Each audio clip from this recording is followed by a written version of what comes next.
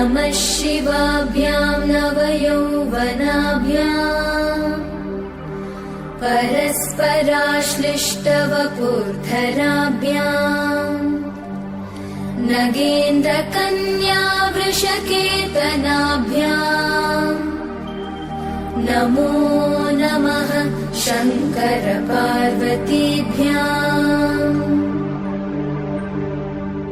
नमः शिवाभ्यां सरसोत्सवाभ्याम्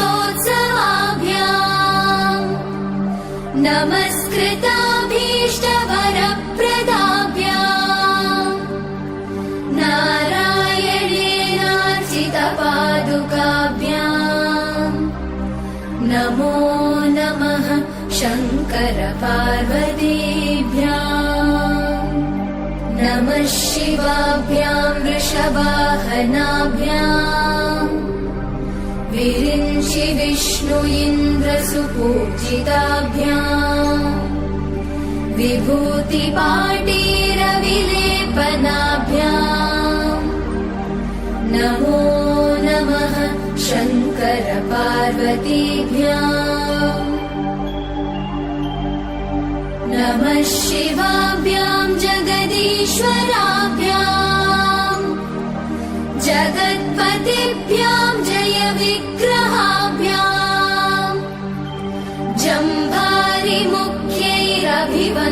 जम्भारिमुख्यैरभिवन्दिताभ्याम्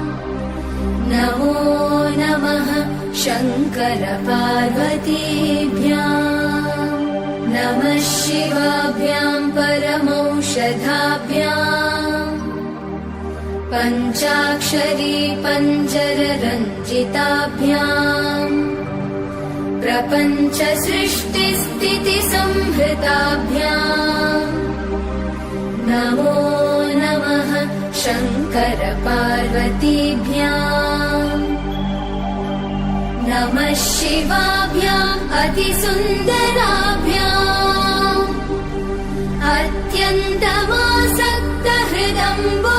अत्यन्तमासक्तहृदम्बुजाभ्याम्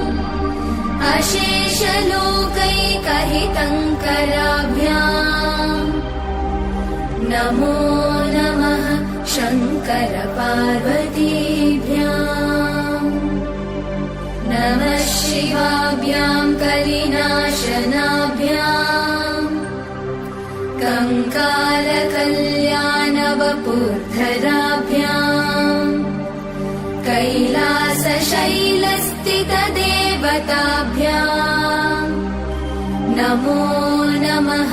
शङ्कर पार्वतीभ्याम् नमः शिवाभ्याम् अशुभापहाभ्याम्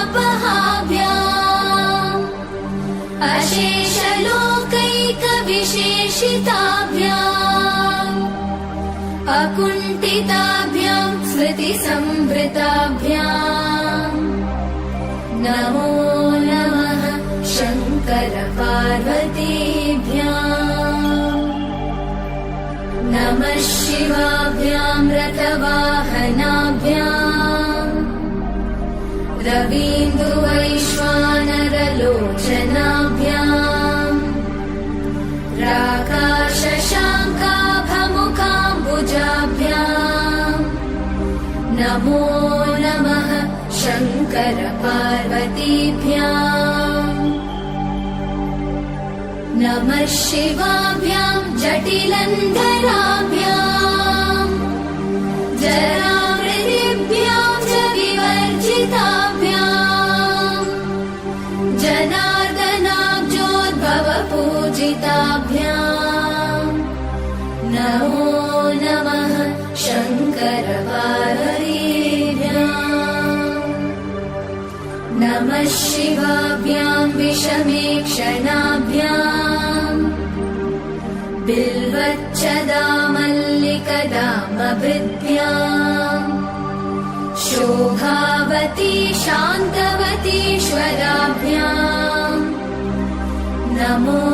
नमः शङ्कर पार्वतीभ्याम् नमः शिवाभ्यां पशुपालकाभ्याम्